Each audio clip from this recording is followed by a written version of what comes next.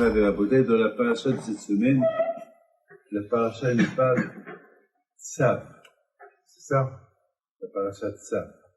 C'est quoi Tzav? Tzav, ça veut dire mitzvah. Mitzvah, Tzav. Alors, si vous calculez mitzvah, vous allez trouver Tzav et Memhe. Ma. Memhe, c'est la Gematria de Adam. Adam, c'est 45. Et aussi, le chiffre 45, c'est l'un des chiffres de la Kadosh Baruch Hu. C'est Yud Ke Vav Ke, Bimiloui Alfin. C'est par exemple, on prend Yud Vav Dalet, Ke, He, Aleph,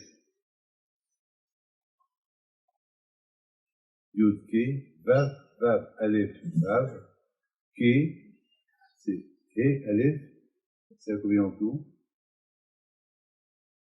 Alors, on recommence. Yud, Vav Dalet, c'est combien? Ça fait 20.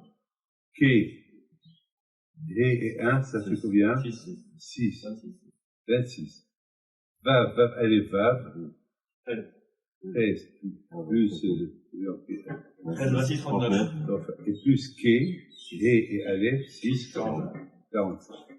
Ça veut dire que toutes les mitzvot viennent de la Kadosh Baruch Hu. Le chiffre mitzvah, c'est Adam Tzav. Ça veut dire que l'homme, il doit savoir que toutes les mitzvot, chaque chose qu'il fait, c'est Hachem qui lui a donné.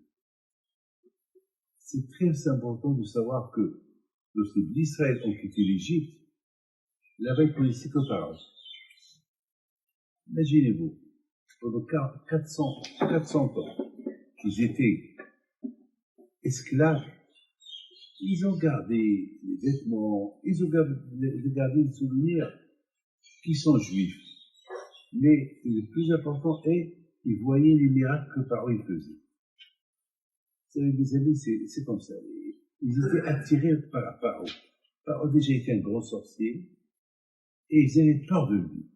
Pour ça, il n'y avait pas de révolution. Les esclaves en Égypte, ils n'ont pas fait une révolution contre Paro. Attendez, tuer leur enfant. Il leur a fait beaucoup de mal, Paro. Mais ils n'ont pas fait de révolution. Vous savez que les esclaves, à un moment donné, se sont révoltés contre Rome. Pourquoi des fois les esclaves, ils se révoltent? Peut-être ils perdent, peut-être ils ne perdent pas de les guerres. Mais les Romains, ils avaient beaucoup de problèmes avec les esclaves. Parce que les Romains, ils étaient des grands businessmen d'esclavage. Ils faisaient des guerres, ils prenaient les gens, ils les vendaient. Après, ces gens-là, ils se révoltaient. Mais on a vu que les Juifs, ils étaient par millions en Égypte, ils ne se sont pas révoltés. Pourquoi? Parce qu'ils avaient peur de Paro. Pour eux, Paro, c'était un dieu. Pour eux, Paro, c'était un dieu. Parce que Paro, il arrive au Nil, le Nil, il vient vers lui, il donne de l'eau à toute l'Égypte. Parce qu'il y a Yaakov Avinu qui l'a béni. Il dit, la bracha que je te donne, que jamais il va manquer de l'eau en Égypte. Et chaque fois que tu arrives en Égypte, tu arrives au Nil, alors, Paro, qui se faisait, puisqu'il s'est pris pour un dieu, il n'avait pas dans son palais, il n'y avait pas de toilette. Vous avez vu un palais sans toilette. Il n'y avait pas de toilette. Il n'y avait que une toilette pour les femmes, c'était les dames pour les femmes, il n'y avait pas de toilette pour hommes, pour lui. Pourquoi? Parce que, puisqu'il se prenait pour un dieu, alors un dieu ne va pas en toilette. Alors, qu'est-ce qu'il faisait? Il avait des portes souterraines, il allait au Nil, il faisait ses besoins là-bas. Personne ne savait qu'il faisait. Et sachant que l'eau toujours il monte, il nettoyait ses besoins. Et lorsque Hachem a voulu l'humilier, comment il a fait à Kadosh Baruch Hu? Il dit à Moshe, passe pas les souterraines où Paro il passe pour aller aux toilettes là-bas. Et dès qu'il s'assoit pour faire ses besoins, il dit Paro. Imaginez-vous la honte qu'il avait Paro. Pour ça, c'est écrit dans la Torah, il va à l'eau. Pourquoi il va à l'eau? Il va pour faire ses besoins. C'est là-bas. Parfois, c'était Moshe Aaron. Paro, alors. Ouf, ça peut. Ça peut. et l'humilier. Ils l'ont humilié comme ça. Alors, à Botaï, mais personne ne savait. Personne ne savait. C'est rien pendant qu'Hachem a commencé à frapper les Égyptiens avec les coups, alors là, qui était obligé d'aller aux toilettes. Là, ils se sont rendus compte que par ce n'est pas le bon Dieu qu'ils ont fait. Mais quand même, les gens, ils étaient habitués. C'est la raison pourquoi Akadosh Baruch Hu, il a donné des mitzvot au pays Israël. Avant qu'ils ont quitté l'Égypte, Akadosh leur a donné la mitzvah de Katahodesh, bénir le mois. Il leur a donné la mitzvah de ne pas manger la Hametz à Pessah. Il leur a donné la mitzvah de manger la galette. Il leur a donné la mitzvah de respecter Shabbat. Il leur a donné la mitzvah des tefilin, comme on avait dans la paracha la fin de la paracha Bo, la mitzvah des tefilin. Quand il a donné, il leur a donné Korban Pessah, il leur a donné la Brit Mila, des mitzvot. Vous savez que les mitzvot, ça coûte cher. Il y a toujours, lorsqu'on fait une mitzvah, il y a ce qu'on appelle Chisron Kis. On est toujours perdant dans la mitzvah. Tu sais, chaque mitzvah, elle nous coûte beaucoup d'efforts. Chaque mitzvah, elle nous coûte beaucoup d'efforts. Alors, c'est la raison pour laquelle je te dis, dans la parole d'aujourd'hui, tsav, le mot tsav, le mot ordre, un ordre qui vient du roi. Et lorsqu'il y a un ordre qui vient du roi, on le fait vite. Vite, comme c'est dit à Bishimon Bayar. Pourquoi pas celui de Sahara? On t'a dit, regarde, tu es en train de dormir. Quand tu vas aller faire prière, il y a la sirène 3 fois cette nuit. Elle continue à dormir. Mais c'est ce que j'ai eu ce matin. C'est ce que j'ai eu ce matin. C'est ce que j'ai au milieu de la nuit, c'est après, j'aurais plus à dormir. Et j'ai commencé à dormir et faire un beau rêve à 7 heures. Ce matin, elle m'a réveillé. Là, je goûtais du sommeil. Après que j'étais en train de faire un très bon rêve avec un Américain qui me donnait de l'argent. Un beau rêve. Dommage, j'ai pas vu l'argent parce qu'on m'a réveillé. On m'a réveillé. C'est ça, Hisron Kis. Il sait que là où il y a un peu de perte de sommeil, perte d'argent, perte de quelque chose, il s'arrête. Alors que je te dis ça, allez, Adam, mitzvah, Adam, il faut faire la mitzvah, allez, il faut la faire, ça, il faut te réveiller, il faut faire, vite pour la faire. C'est pour ça que il s'appelle, la mitzvah, il s'appelle Ziruz. Tsav, c'est Ziruz. Ne pas être fainéant. La faire vite. Simplement, je raconte une petite histoire. Vous savez que, il s'appelle, la Yitzhak Halevi de Lubavitch, le Sukkot est arrivé, il a acheté une bonne étrogue. Il n'a pas dormi toute la nuit resté réveillé.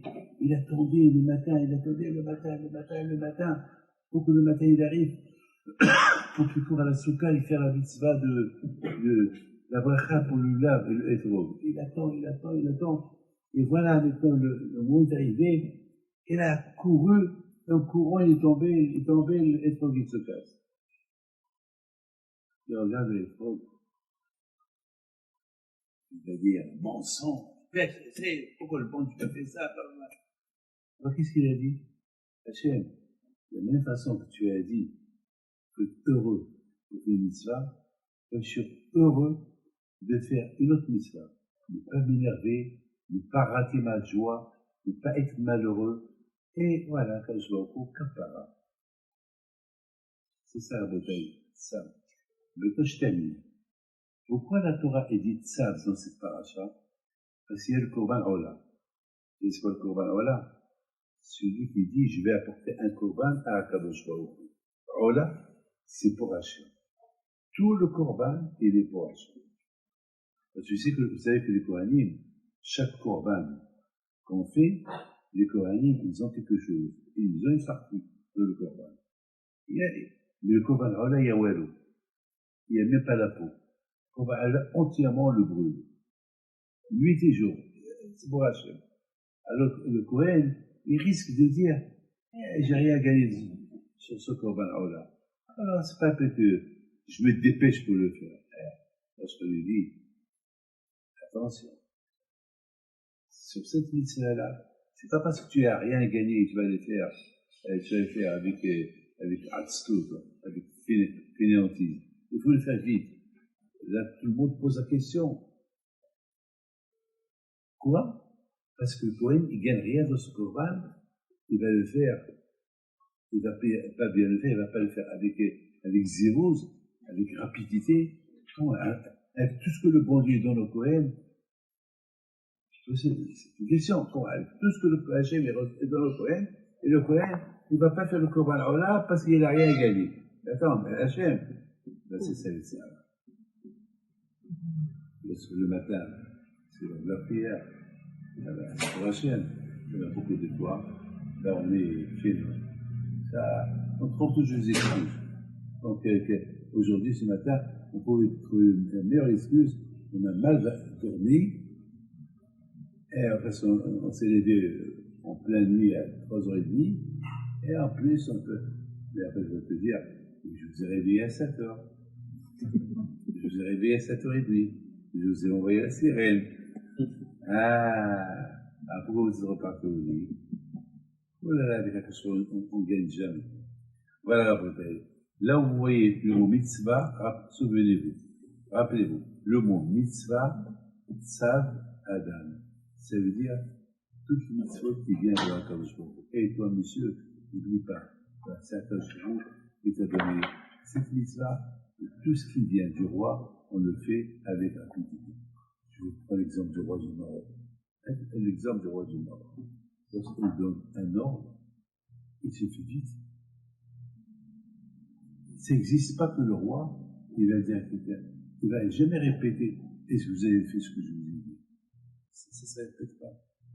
Parce qu'il y a, le roi, c'est le roi. Il y a une différence entre le roi du Maroc et le bon Dieu, qui est le roi des rois. C'est ça. C'est toujours, il faut vivre avec cette idée-là. Voilà. Toujours, il faut vivre avec cette idée. Donc, alors, là,